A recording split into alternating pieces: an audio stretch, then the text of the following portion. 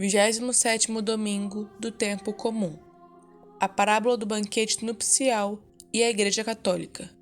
Em nome do Pai, do Filho, do Espírito Santo. Amém. O reino dos céus é semelhante ao rei que fez núpcias para seu filho. Mateus 22, 2. Sumário. Pelo banquete do qual fala o Evangelho de hoje, entende-se a doutrina católica, os sacramentos e a abundância das graças celestiais. Como filhos da Igreja Católica, somos do número dos convidados e, portanto, agradecemos sempre a Jesus Cristo tão grande favor que nos foi concedido com preferência a tantos outros. Cuidemos, porém, que estejamos vestidos da veste nupcial, isto é, da graça santificante, a fim de não sermos, cedo ou tarde, lançados às trevas exteriores, no inferno. Quantos cristãos não se perdem porque as obras não respondem à fé que professam? 1. O reino dos céus, diz Jesus Cristo, é semelhante a um rei que fez núpcias para seu filho e mandou seus servos chamarem os convidados para as bodas. Mas eles desprezaram o convite e lá se foram, um para sua casa de campo, outro para o seu negócio. Os outros prenderam os servos que enviara e, depois de os cobrirem de ultrajes, mataram-nos. Mas o rei, tendo ouvido isto, ficou indignado e, enviando os seus exércitos, exterminou aqueles homicidas e pôs fogo à sua cidade.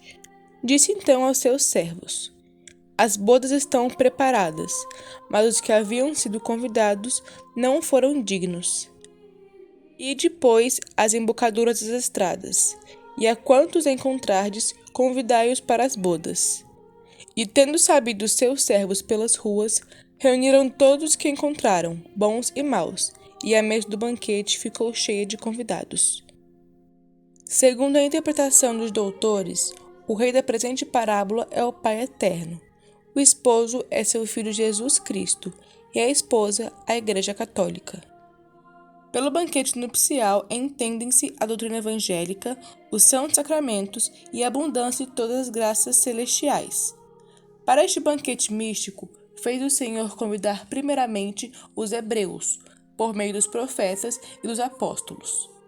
Mas eles, desprezando o convite, maltrataram e mataram os ministros de Deus, e por isso foram expulsos e pereceram na destruição de Jerusalém. E em lugar dos hebreus foram chamados os gentios, que andavam no caminho largo que leva ao inferno.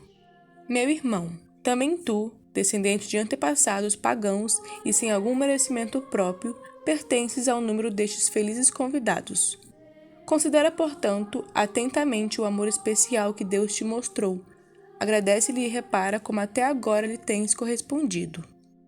Oh, quantos se tornariam santos e grandes santos se lhes tivesse sido dada a mesma abundância de recursos espirituais como a ti, ao passo que tu, há muitos anos, talvez estás dormindo na tibieza, e sabe lá Deus se talvez no pecado.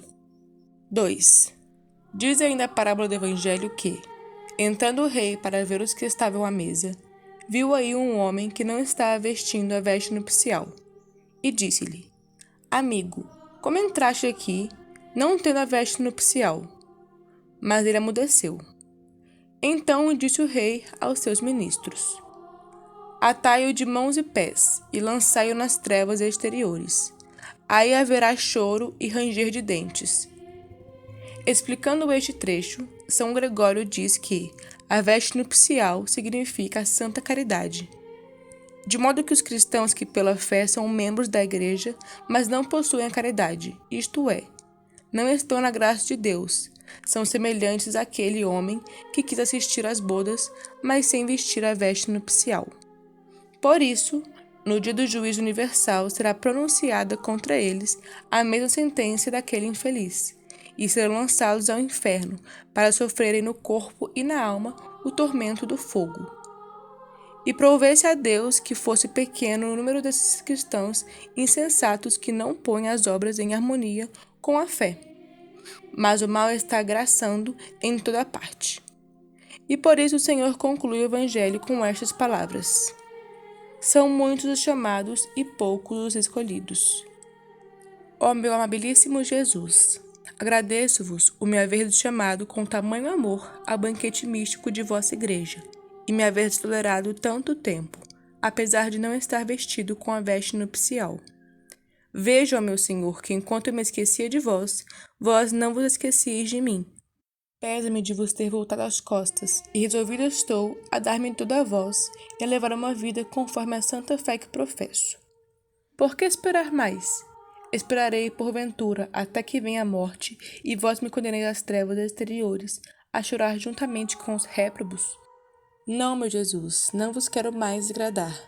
Quero amar-vos com todas as minhas forças, para ter um dia parte em vossas núpcias celestiais na pátria bem-aventurada. Ó Deus onipotente e misericordioso, ajudai-me com a vossa divina graça, e apartai de mim, propício, todas as adversidades, para que, expedito na alma e no corpo, com liberdade de espírito, eu cumpra o que é de vosso serviço. Doce coração de Maria, sede minha salvação. Em nome do Pai, do Filho, do Espírito Santo. Amém.